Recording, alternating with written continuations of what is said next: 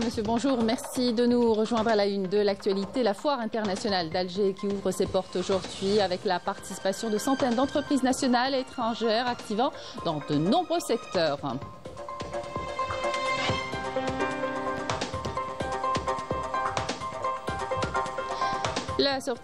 La cérémonie de sortie de la 31e promotion des élèves officiers de carrière à l'école supérieure des techniques de l'aéronautique à Dar el Beda et à Oran. Cérémonie de sortie de 5 promotions pour l'année académique 2024-2025 à l'école supérieure d'administration militaire.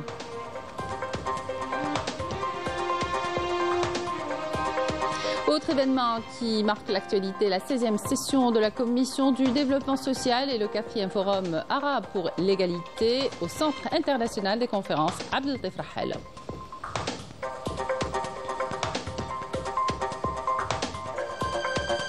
L'Algérie a réitéré son appel ferme à un cessez-le-feu immédiat et à un retour à la table des négociations sur le dossier nucléaire iranien. Sur le terrain, de puissantes explosions ont été entendues dans le nord de Téhéran au 11e jour de l'agression sioniste. Dans l'actualité également, ces journées portes ouvertes inédites organisées par le consulat d'Algérie à Créteil en France dans l'objectif de créer un lien direct avec les ressortissants.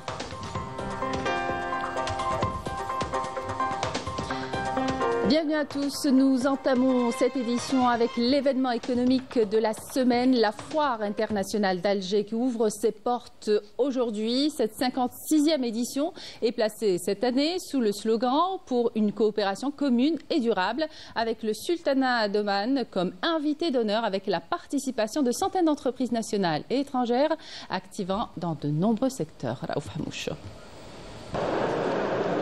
Dernière touche pour installer les stands, cartons déballés, étagères bien garnies. Les exposants s'affairent pour que tout soit prêt à temps. Comme chaque année, la foire internationale d'Alger transforme les pavillons de la SAFEX en un véritable carrefour mondial du commerce et de l'innovation. Vous êtes venus au moment où on est en train de finir nos préparations. C'est notre première participation à la FIA et on est très honorés d'y être. Nous sommes des producteurs de médicaments génériques dans l'oncologie. Là, on est en train de préparer notre participation à la 56e édition de la Foire internationale d'Alger. Voilà, et pour faire la promotion de nos produits à l'échelle nationale et internationale. Près de 600 exposants venus d'une trentaine de pays sont attendus pour cette 56e édition. Des multinationales aux start-up, tous misent sur la FIA pour valoriser leur présence en Afrique du Nord. Voilà, maintenant, comme vous voyez, nous sommes en train de faire nos dernières retouches, comme le nettoyage, comme l'installation des accessoires et des motos, etc. Nous avons 14 ans d'existence sur le marché algérien et bien sûr, nous avons une variété de modèles, comme des modèles scooter livraison, des modèles pour les personnes aux besoins spécifiques, ils font la livraison avec, ils font le déplacement. Invité d'honneur de cette édition, le sultanat d'Oman, un choix symbolique à l'image des relations très solides liant Alger et Mascat. Présente avec une importante délégation économique, Oman vient exposer son savoir-faire, ses produits et surtout renforcer ses partenariats. Nous avons comme invité d'honneur le sultanat d'Oman.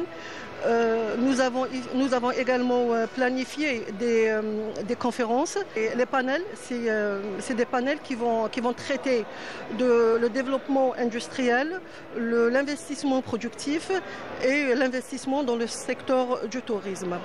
Durant une semaine, la Foire internationale d'Alger sera le théâtre de rencontres économiques et d'opportunités de partenariat. Et on reste au Palais des Expositions en paix maritime pour plus de détails avec Yamina Saïdji. Yamina, bonjour. Alors, parmi les principaux secteurs économiques représentés figurent les industries agroalimentaires, électriques, électroménagères, mécaniques. De quoi renforcer les échanges commerciaux et professionnels, Yamina. Bonjour à tous, nous sommes en direct du Palais des Expositions à Alger pour le lancement de la 56e édition de la Foire internationale d'Alger. Un événement devenu incontournable pour les entreprises algériennes mais aussi étrangères Plus de 600 exposants sont présents, venus de plus de 30 pays pour exposer leur savoir-faire, leur innovation et renforcer les échanges économiques. Et cette année, un moment fort, la présence exceptionnelle du sultanat d'Oman comme invité d'honneur qui incarne le prestige et le partenariat renforcé entre l'Algérie et les nations omanaises. Industrie agroalimentaire, nouvelles technologies, artisanat, la diversité est au rendez-vous et les pavillons ne désemplissent pas. Merci à vous, Yamina Saïdji, pour tous ces détails. Le commandant des forces aériennes, le général-major Zoubir Rouila, a présidé hier à l'école supérieure des techniques de l'aéronautique Shahid Moussa Rhali à Dar el Beda à Alger la cérémonie de sortie de la 31e promotion des élèves officiers de carrière. Rina Lorari.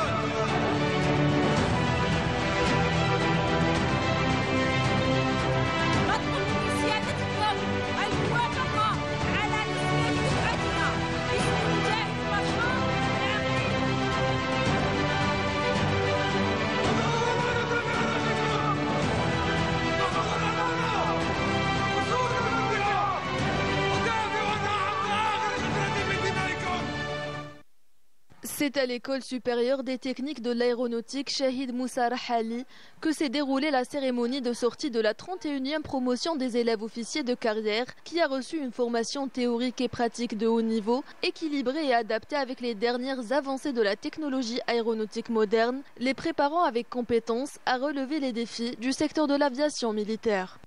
La cérémonie a débuté par le passage en revue des carrés par le commandant des forces aériennes, le général-major Zoubir Rouila. Un moment fort où se sont illustrés la rigueur militaire et le haut niveau de professionnalisme ayant marqué le parcours de formation des élèves. Dans une allocution prononcée à l'occasion, le commandant de l'école a salué le haut niveau atteint par la promotion sortante, soulignant le rôle central des élèves dans le port du flambeau de l'excellence et leur engagement à aller de l'avant pour accompagner les évolutions rapides que connaît le secteur de l'aéronautique. Chers lauréats, c'est désormais à travers votre passage au monde professionnel et opérationnel que cette école de formation sera véritablement évaluée. Nous espérons que les résultats que vous réaliserez sur le terrain dans toutes ces dimensions et exigences constitueront une source de motivation essentielle pour cette école, afin qu'elle atteigne des niveaux encore plus élevés et contribue pleinement à la réalisation des objectifs fixés par le système de formation militaire. Par la suite, les diplômés ont prêté serment avec fierté et dignité.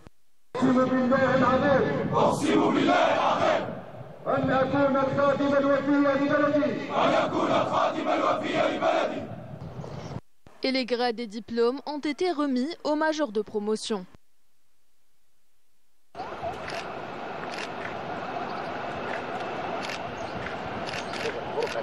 Ensuite, la passation du drapeau a eu lieu entre la promotion sortante et la promotion montante.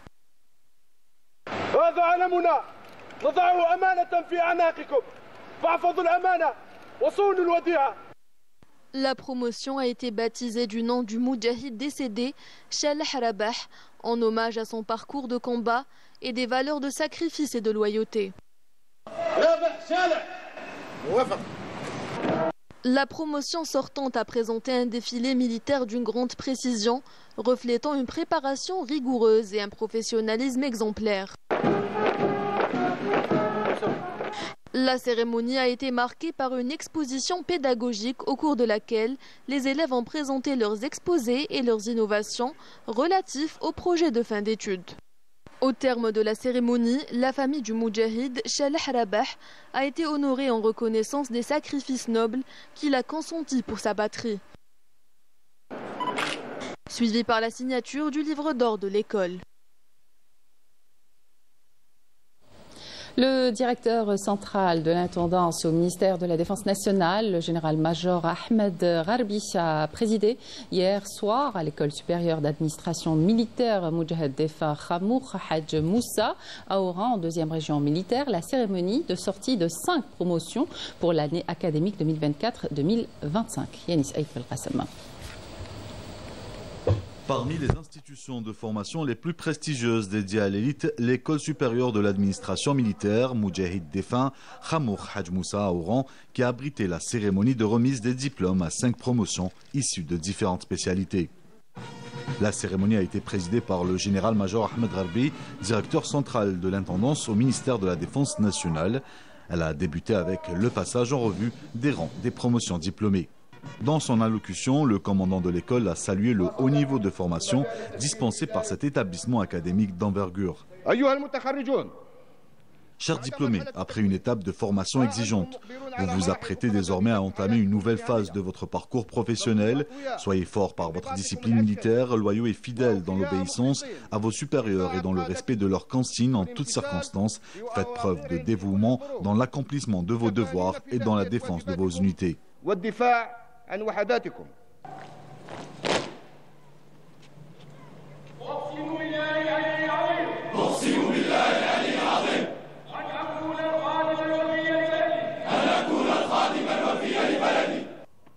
Après la prestation de serment, les diplômes ont été remis et les rangs ont été attribués aux lauréats de cette promotion.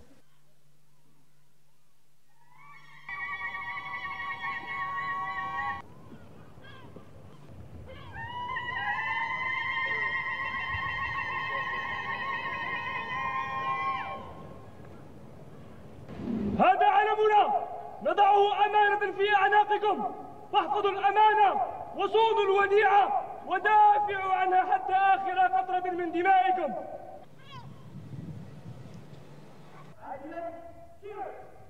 وفاء لتضحيات شهدائنا الأبرار ومجاهدين الأخيار نطلب من سيادتكم الموافقة على تسمية دفعتنا باسم الشهيد البطل بالهديمة محمد. موافق.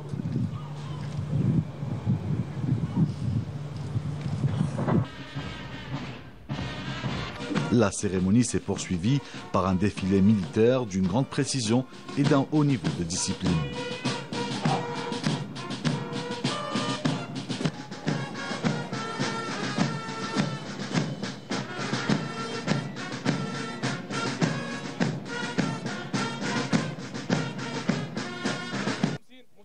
La cérémonie de remise des diplômes a également inclus une prestation des activités réalisées par la promotion sortante. Et c'est clôturé par un hommage rendu à la famille du martyr héros Ben Halima Mohamed avant la signature du livre d'or.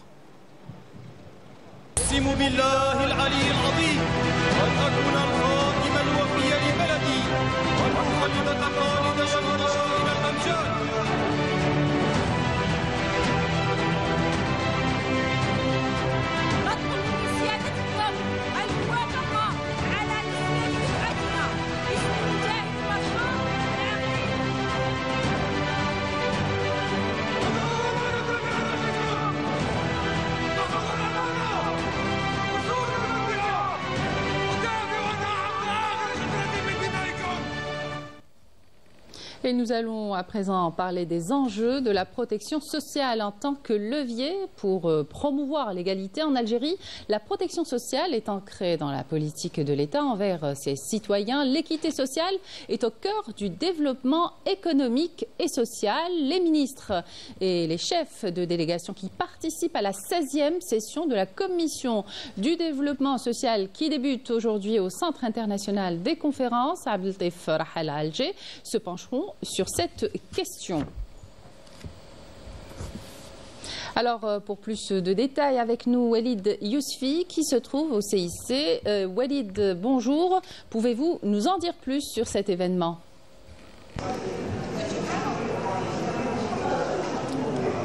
Alors oui, effectivement, Amina, nous nous trouvons au Centre international des conférences où se tient la 16e session du développement du comité social organisé par le ministère de la Solidarité en collaboration avec la Commission économique et sociale des Nations Unies pour l'Asie occidentale. Cette session abordera des problématiques liées à la protection sociale en tant qu'outil de renforcement de l'égalité. Elle examinera également les réformes nécessaires pour garantir une couverture universelle et améliorer donc l'efficacité l'efficacité des systèmes de protection sociale dans les régions arabes. L'accent sera également mis sur l'urgence de repenser les mécanismes de sécurité dans la région. Donc voici ce que l'on pouvait dire sur la situation. Nous reviendrons vers vous avec plus de détails et plus d'informations dans nos prochaines éditions. Walid Yousfi, et puis sachez que demain se tiendra au CIC le 4e forum arabe pour l'égalité sous le thème dialogue et solutions. Il mettra l'accent sur la capacité des systèmes de protection sociale dans les pays arabes d'Asie et d'Amérique latine à répondre aux principales formes d'inégalité.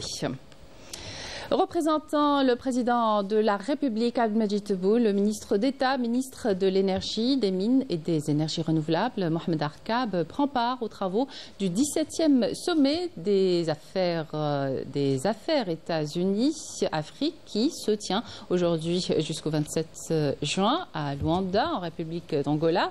Arkab est à la tête d'une délégation importante comprenant la secrétaire d'État auprès du ministre des Affaires étrangères chargée des affaires africaines, Selma Barta Mansouri, ainsi que des cadres du ministère des Affaires étrangères et du ministère de l'Énergie, des Mines et des Énergies renouvelables. Cette participation illustre l'engagement continu de l'Algérie à renforcer ses partenariats stratégiques avec les pays africains et les États-Unis d'Amérique et sa participation active à la construction d'une économie continentale intégrée et fondée sur le développement durable en phase avec les objectifs du continent africain et la vision de l'Algérie basée sur l'intégration régionale africaine. Lors d'une réunion d'urgence au Conseil de sécurité de l'ONU à la demande de l'Iran, l'Algérie a réitéré hier à New York par la voix de son représentant permanent auprès des Nations Unies, Ammar Benjama, son appel ferme à un cessez-le-feu immédiat et à un retour à la table des négociations sur le dossier nucléaire iranien, appelant toutes les parties à s'engager sérieusement à trouver une solution pacifique et négociée. On écoute. L'Algérie exprime sa profonde préoccupation et son vif regret face à ce développement grave qui a considérablement aggravé la situation sécuritaire et exposé toute la région à des risques sans précédent dont les répercussions pourraient être impossibles à contenir. La remise en cause de l'Organisation de sécurité nucléaire internationale constitue une menace grave, non seulement pour la stabilité de la région, mais aussi pour la sécurité et la paix internationale. L'Algérie réitère son appel ferme à un cessez-le-feu immédiat, au retour à la table des négociations et à un engagement sincère de toutes les parties concernées. Sur le terrain, l'entité sioniste a mené ce matin une nouvelle attaque contre le site nucléaire iranien de Fordo, enfui sous une montagne au sud de Téhéran. Au 11e jour de l'agression sioniste contre l'Iran, le directeur général de l'Agence internationale de l'énergie atomique a réclamé aujourd'hui un accès au site nucléaire iranien afin de pouvoir établir ce qu'il est advenu du stock d'uranium enrichi. Ces événements ont ravivé la crainte du pire scénario possible pour le marché pétrolier, notamment la fermeture du détroit d'Ormuz par l'Iran au large des côtes iraniennes, par lequel transite un 5e de la production mondiale de pétrole. Et à Gaza, un civil est tombé en martyr alors qu'il attendait aux abords des centres de distribution des aides, tandis que plusieurs autres ont été blessés à Khan Younes et à Jabalia. Les équipes de secours ont récupéré les corps de 2 Palestiniens. Au centre de la bande de Gaza, les corps de 2 martyrs et 35 blessés sont arrivés à l'hôpital Al-Aouda de Nusayrat alors qu'ils attendaient devant le centre de distribution des aides. Par ailleurs, 16 Palestiniens ont été grièvement blessés par balle et ont été transférés dans des hôpitaux du gouvernorat central. Dans le camp de Deir el-Balah, un Palestinien est tombé en martyr alors qu'un hélicoptère de l'armée sioniste a bombardé une maison. En France, une journée portes ouvertes inédite a été organisée par le consulat d'Algérie à Créteil, placé sous le signe de l'écoute et la transparence, une manière de sortir du formalisme et d'aller à la rencontre des citoyens et créer ainsi un lien direct avec les ressortissants. Voyez cette correspondance de Afaf Belouchette. Au siège du consulat d'Algérie à Créteil, un décor inhabituel a pris place. Table garnie, thé fumant, pâtisserie finement présentée. L'ambiance est conviviale, presque festive, et pour cause, c'est une journée exceptionnelle. Bienvenue chez vous. Aujourd'hui, on a fait une journée porte ouverte au consulat d'Algérie à Créteil pour recevoir les compatriotes qui souhaitent venir au consulat pour voir comment fonctionne le consulat, s'enquérir des facilitations faites par l'État algérien pour la communauté algérienne, les opportunités, soumettre des problèmes, des questions. Les portes du consulat sont donc ouvertes plus largement qu'à l'accoutumée. Une visite guidée permet aux citoyens de découvrir les coulisses de l'administration consulaire, de l'accueil au guichet, en passant par les services les plus sollicités. Ce genre d'événement, il est ouvert, ça permet de ramener toute la communauté vers nos institutions et créer du lien social, c'est un lien de confiance et un lien de travail, tout en apportant surtout une sérénité dans nos relations vis-à-vis des services consulaires. Oui, de faire des réunions comme ça, de se retrouver avec des membres de plusieurs associations. C'est important, je pense que c'est une première et c'est bien réussi. Maintenant, on fait le pas de côté, ça nous permet d'échanger de manière très simple et très directe avec le consulat en premier chef et puis l'ensemble de ses collaborateurs. Il y a une proximité qu'on attend depuis très longtemps et du coup, ça nous permet de poser des questions sur des sujets quotidiens. En soutien à la population, on se doit d'être présent et on se questionne pour beaucoup de choses. Donc voilà, on attend des réponses. Et des questions, en effet, il y en a. Sur les délais de délivrance des passeports, sur les annonces qui circulent, vraies ou fausses, sur les réseaux sociaux, sur les services nationaux et les procédures à suivre à l'approche des vacances d'été. Les échanges sont directs, sans détour entre le consul et les ressortissants. Parce que moi, on m'a dit, c'est à partir de 19 ans, on vient avec le certificat qui font la journée d'appel. Pour se mettre en règle avec les autorités algériennes, parce que quand on est binational, on choisit de faire le service national dans les deux pays dans lesquels on est national. Co-organisé avec l'Union de la communauté algérienne en Europe, cet événement marque une volonté partagée d'aller à la rencontre des citoyens, mais aussi de l'administration. La communauté, elle est preneur, la communauté, elle affirme son soutien à son État et c'est un lien très fort avec le pays d'origine. Si la réussite de cette journée repose sur l'écoute et la transparence, elle est aussi le fruit d'un engagement discret mais précieux, celui des bénévoles. Pour mon pays déjà, j'ai une des aides dans le sang, dans le nez, dans tout. Qu'est-ce que ça sent bon? En ouvrant ses portes et son cœur, le consulat envoie un message clair. L'administration n'est pas un mur, mais un pont entre les institutions et les citoyens, entre la patrie et la diaspora.